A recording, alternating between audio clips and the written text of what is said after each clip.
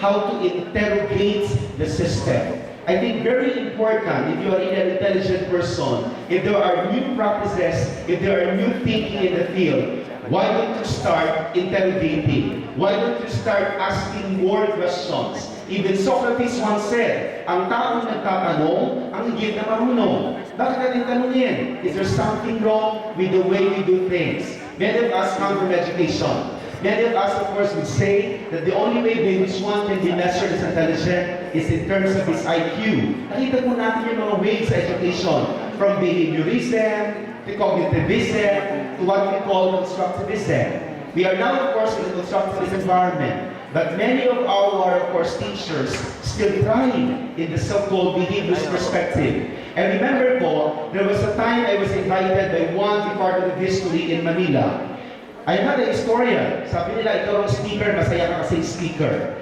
I'm not a historian, but when I opened, of course, my session with them, I told them this fact. Let me, of course, congratulate the members of the group for inviting me over. It gives me enough pleasure to be your speaker. But let me, of course, inform you now that never I fell in love with history. The historians asked me, so why are you here? Then I told them, because I am not there. But going back to the main issue, sabi ko sa kanila, why is it that Doc Alan never fell in love with history?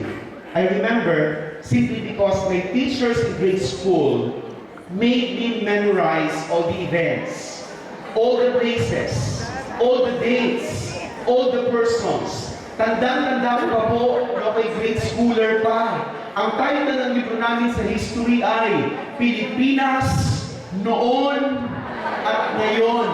Unang kabanata, ang Pilipinas bago dumating ang Kastila. Pangalawang kabanata, ang Pilipinas pagdating ng Kastila. Pangatlong kabanata, ang Pilipinas pagdating ng Amerikano. When I reached high school, the title of my book was Pilipinas sa Nagpabagong Panahon. Unang kabanata, ang Pilipinas bago dumating ang Kastila. Pangalawang kabanata, ang Pilipinas pagdating ng Kastila. Pangatlong kabanata, ang Pilipinas pagdating ng Amerikano. When I reached college in UST, the title of my book was Pilipinas, written by Teresita Buensuceso. Unang kabanata, ang Pilipinas bago dumating ng Kastila. Pangalawang kabanata, ang Pilipinas bago dumating ng Kastila. Pangatlong kabanata, ang Pilipinas pagdating ng Amerikano.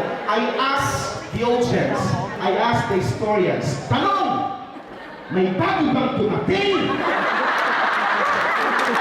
And they all, of course, whispered to one another.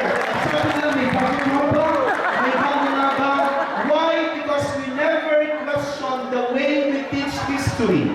There's nothing wrong with the content. Content is always static. Yes or no? But what makes teaching dynamic is the way we approach the content. One of the winners of Metro Bank, we are very proud of him, is Ambet Ocampo, who won in 2006, a historian from the Ateneo de Manila University.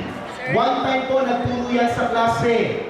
Ang lesson niya, ang Pilipinas bago dumating ng Kastila. Ang Pilipinas pagdating ng Kastila. At sabi ng Ambet, next meeting we should have an examination. Ang mga estudyante, coming from basic ed, na sana'y mag-memorize ng mga facts, ng mga details, nagulat sa tanong ni Ambet. Ito ang tanong ni Ambet sa kanyang examination. Ang mga bata nag-memorize, isa lang ang tanong na nakalagay sa kanyang exam. Ipaliwanag ang mga sumusunod. Kung ikaw ay isang isda sa karagatan at iyong nakasalubong si Marcela sa kanyang paglalayag patungo ng Pilipinas, paano mo siya hihikayatin huwag nang ituloy pa ang kanyang palaki na sakupin ang bansang ito? Ang sabi ng mga taga-Ateneo, ganun. Ang dami pang may kong minemorize. Tapos isda lang ako. My dear colleagues, information abounds in the internet. Yes or no? Yes. Even without the teacher, the students can learn a lot of things. And I personally believe teachers are not responsible for the learning of students. Yes. You may beg to differ with the statements. Yes. We are not responsible for the learning. The students are the ones responsible for their own learning. The role of the modern day teacher is to create the right environment for that learning. Because learning is the domain of the learner.